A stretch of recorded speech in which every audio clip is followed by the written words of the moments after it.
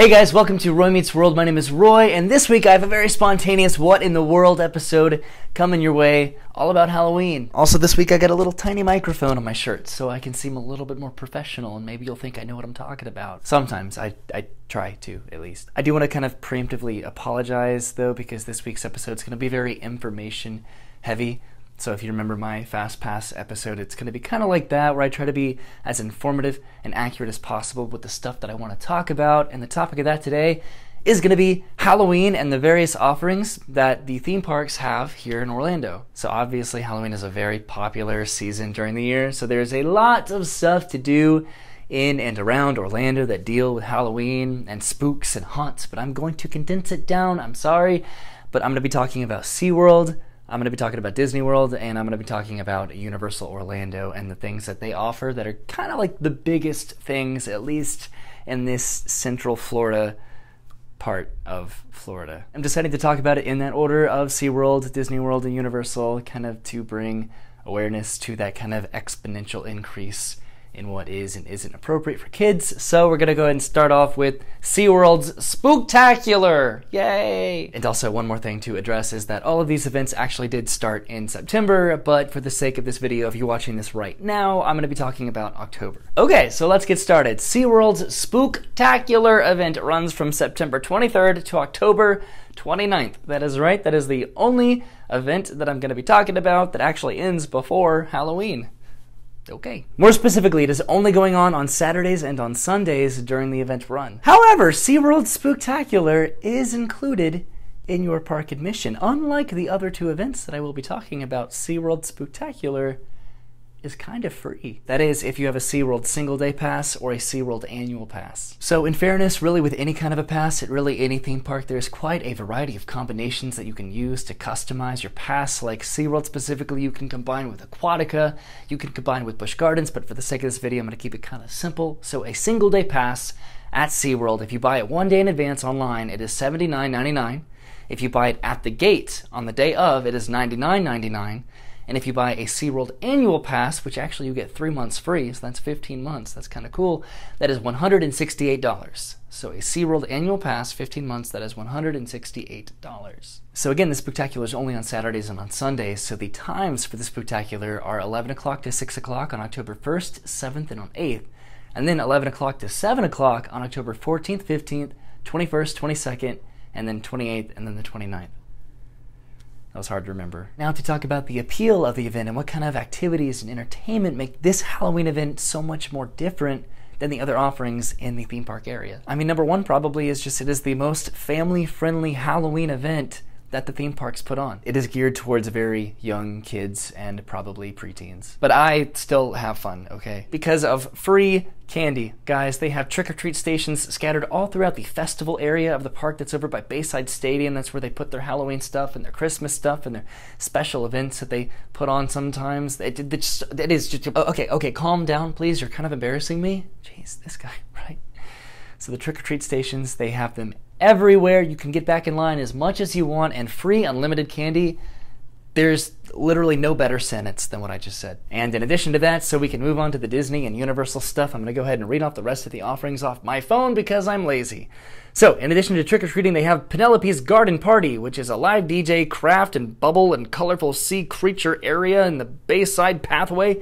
Over there, there's Sesame Street's Countdown to Halloween, which is a show that goes on in the Pets Ahoy Theater, where you sing along with the Count Elmo and the Sesame Street Monsters. That sounds like so much fun. They have Count Von Count Spooktacular Breakfast. This actually sounds really, really cool because this is character dining, and the price is incredible. It is $19.99 for adults and $9.99 for kids. And then they have a Halloween dance party, which goes on 1 hour prior to the park close in the Village Square area at the front of the park. That sounds like a lot of fun. And then, of course, you gotta have a mermaid grotto to meet some super photogenic mermaids, right? So that is kind of the event. Really, it's just a fun place to go if you have a SeaWorld annual pass, or if you just want to get a day pass and just kind of combine a trip into something really fun and cool. And I go to it every single year because it really is so much fun, and I do love SeaWorld and I enjoy supporting them for what they do. So go to Seaworld Spectacular. It is awesome every single Saturday and Sunday until October 29th. Alright, we are moving on to Mickey's Not So Scary Halloween Party. Oh, spooky fingers. In stark contrast to Seaworld Spectacular, Mickey's Not So Scary Halloween Party is a hard-ticketed separate event at Magic Kingdom. The nights that Not So Scary goes on depend a lot about park expectancy at Magic Kingdom, so there's no real set, consistent schedule, but the nights are usually going to be about 4 times a week. One of the biggest draws and differences about Mickey's Not So Scary Halloween Party is that it attracts every single age group of a person. Literally, it's appropriate for all ages because everybody gets to dress up in a cool, fun costume. There are just some mind-blowingly creative costumes that people wear to this event, and I got to go with my girlfriend Brennan last year. We went as Roger and Anita from 101 Dalmatians. But there were still people that just blew us out of the water in terms of what kind of a creative concept that they had to the costume that they wore. So actually, per Disney's usual park admittance regulations, if you are over 14 years of age, you are not allowed to wear a costume of any kind in their parks. Boo! But at Mickey's Not So Scary Halloween Party, you most certainly are. Woo! I know, right? So cool! Except you're still not allowed to wear masks, and you need to abide by conservative lengths of like dresses and capes and stuff like that. But if you are under 13, then you can wear a mask. You just need to make sure that most of your face is visible as well as your eyes are totally visible. And now again, in contrast to SeaWorld's Spooktacular, which is a full day event, Magic Kingdom's Not So Scary Halloween Party is a hard-ticketed event, which means it's only 5 hours long, from 7 p.m. until midnight. But there is still so much to do, and because it is a hard-ticketed event, there is a cap to capacity, which means you're able to do that stuff. And let's go ahead and talk about the stuff, because you're probably sitting there being like, dude, talk about the stuff. So a lot of attractions at Magic Kingdom do stay open for people to get on with very limited wait times and no fast pass, so you can get on as quick as possible.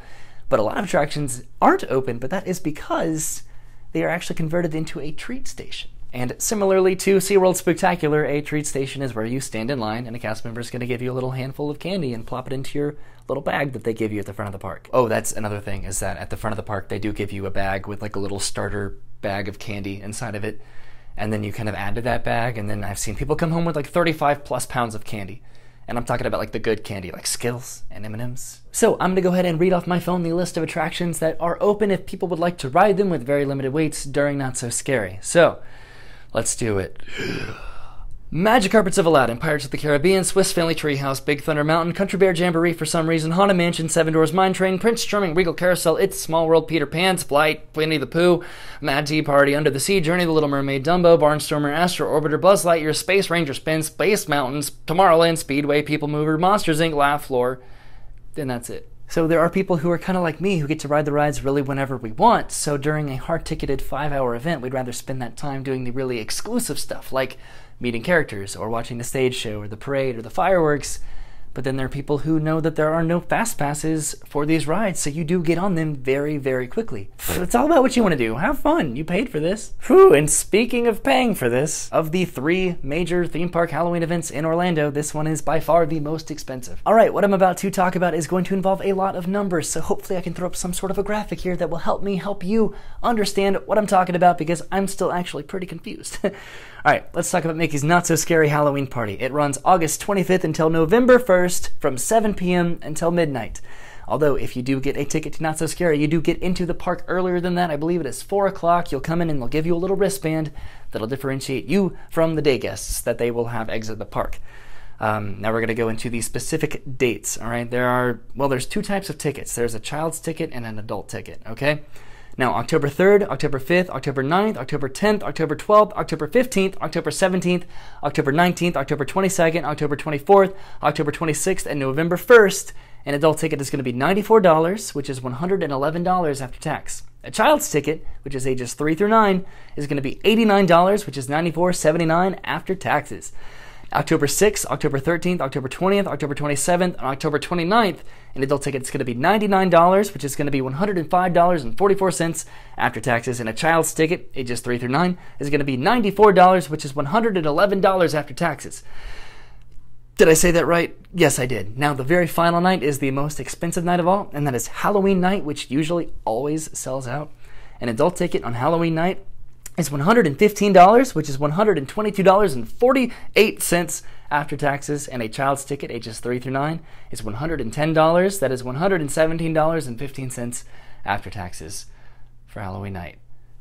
That is very expensive. So now you're wondering, hey, what in the world am I going to get in that little amount of time for that amount of money? Well, we already did talk about the candy, right? Which, by the way, you can pick up at treat locations in the nearby vicinities of Jungle Cruise, the Enchanted Tiki Room, Pirates of the Caribbean, Splash Mountain, the Tom Sawyer Island boat launch area, the Liberty Bell Dock, Mickey's PhilharMagic, Pinocchio's Village House, Pete's Silly Sideshow, Cosmic Rays Starlight Cafe, Space Mountain, and the Carousel of Progress. But now you're thinking, hey, did I pay $100 for each member of my family to get $5 of candy that we could have gotten at Walmart? That does probably happen sometimes, though, so maybe just try not to do that. It's Mickey's Not So Scary Halloween Party is about the entertainment, man! While you were walking around the park collecting your delicious candy, you could enjoy the entertainment of the Cadaver Dan a cappella barbershop group, which is kind of like the Dapper Dans. You can also take advantage of, what are they called? The exclusive PhotoPass opportunities, which are kind of like magic shots, if you're familiar with those. But you can do those at the Magic Kingdom main entrance. You can do it at Haunted Mansion, Town Square, Main Street USA, and Liberty Square. And that's just where PhotoPass has kind of cool little special photo opportunities that you can take that are probably going to be really Halloween themed. There's a lot of just cool pop-up stuff around the park. Another one of the things that people really like are the really rare and exclusive characters that only come out during Halloween, like Cruella de Vil and Lotso and Jafar and the Queen of Hearts and all of the Seven Dwarves. You can meet Belle with Gaston. Now, entertainment is subject to change, so Disney doesn't exactly advertise what characters are going to come out and when and where, but it's still really, really fun to just see all these characters as they're walking around trick-or-treating and just taking advantage of the Halloween atmosphere. But without a doubt, the three biggest parts of Mickey's Not So Scary Halloween Party are the Hocus Pocus Villain Spectacular stage show, which is on the Cinderella Castle stage, the Boo-to-You Halloween Parade, and the Happy Hallowishes fireworks show. The stage show and the parade and the fireworks are just such a unique and beautiful blend of pyrotechnics and dancing and lighting and music that if you plan your schedule out right and you get to do all three, then it makes the entire event worthwhile. From what I know, there are 3 stage shows, there are 2 parades, and 1 fireworks show, so it should be pretty easy to schedule your nights around those. Oh, and there's also the monstrous Scream-A-Ween Halloween dance party over in Tomorrowland with Mike Wazowski and Sully jamming out with their monster friends all night. So to review, we have talked about Seaworld's Spooktacular, which is for smaller kids. We've talked about Mickey's Not So Scary Halloween Party, which is for pretty much everybody. And now we are going to talk about Universal Studios Florida's Halloween Horror Nights. Whoa, spooky, man! Halloween Horror Nights is the original Halloween experience of the major theme parks in Orlando, and it is very much so an adult event. Like, so much so that anybody under the age of 13 is very strongly advised not to attend, because there's blood and gore and very overt sexual innuendos and displays and cursing and alcohol. And it is kind of a scary event. It is a very scary event, but people love it. In major contrast to Seaworld Spectacular and Mickey's Not So Scary, I don't think there's anything that's similar about Halloween Horror Nights and the other two. You can't wear masks, you can't wear costumes. There's liquor and beer and alcohol of all kinds everywhere. This event is dark, it is terrifying, it is gruesome, and it is something that people enjoy to let their sins and dark feelings and thoughts overwhelm them in a safe space.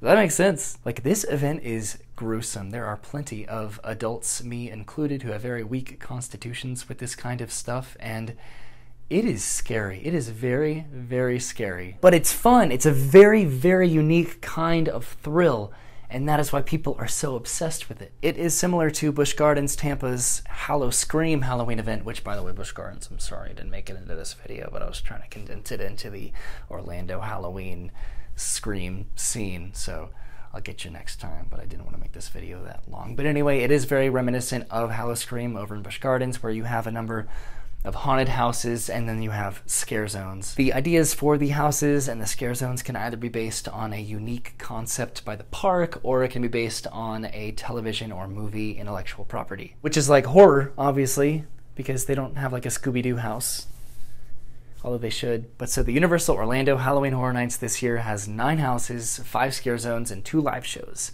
So of those 9 haunted houses, 5 are intellectual properties, IPs, and then 4 are original story concepts. The 5 IPs are American Horror Story, The Shining, Ash vs. Evil Dead, Saw: The Games of Jigsaw, and The Horrors of Blumhouse. And then the 4 originals are Scarecrow the Reaping, Dead Waters, Hive, and The Fallen. And if you'd like to get kind of more information on what those houses are, you can definitely head over to Universal's website and kind of just read the synopses of each of the houses, because I don't keep up with horror, so what would I know about any of this, right? Now, the 5 scare zones, there's Trick or Treat, The Purge, Altars of Horror, Festival of the Deadliest, and Invasion. And those are kind of scattered around various areas of the park. You have to walk through scare zones to get to a ride or to get to a haunted house.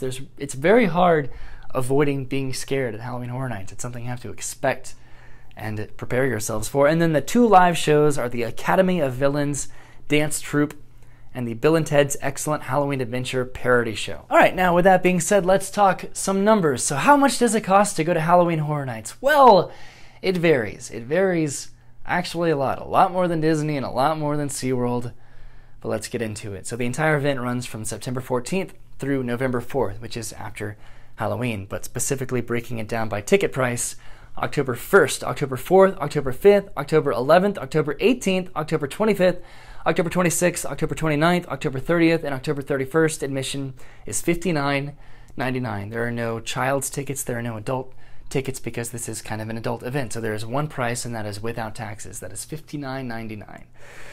Now, October 8th, October 12th, October 15th, October 19th, October 22nd, November 3rd, admission is $63.99. October 6th, October 27th, and November 4th, admission is $69.99.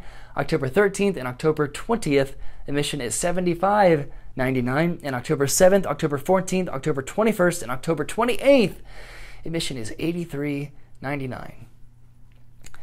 And that is a really colorful calendar for Halloween Horror Nights. So already your average night at Halloween Horror Nights is less expensive than a night at Mickey's Not So Scary Halloween Party. But then here's the thing. At Halloween Horror Nights, it can get really busy. You could be waiting 2.5 hours to get into one house. Whereas over at Magic Kingdom, their flagship entertainment offerings are things you just can experience from anywhere. A parade, a fireworks show, a stage show. You just wait and you watch.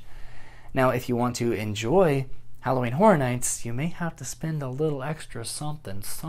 Disney does not utilize their fast passes for Not So Scary, but you better believe that Halloween Horror Nights utilizes their express passes. From the research that I did online, I gathered that on any select night that you wanted to buy an express pass, it cost $79.99 for a single person. That is one express pass per person for one use per house per ride that is open during Halloween Horror Nights. That is $79.99. But say you want to come more than once and it's just not a viable financial option to pay individually per night that you want to come, there's an option for that. So Universal sells a specific pass called a Frequent Fear Pass that you can use during the entire event. There are obviously multiple tiers of Frequent Fear Passes depending on how much you want to spend and what nights you are available, but a regular Frequent Fear Pass, which is going to be valid during the entire event except on most Fridays and Saturdays, is $102.99.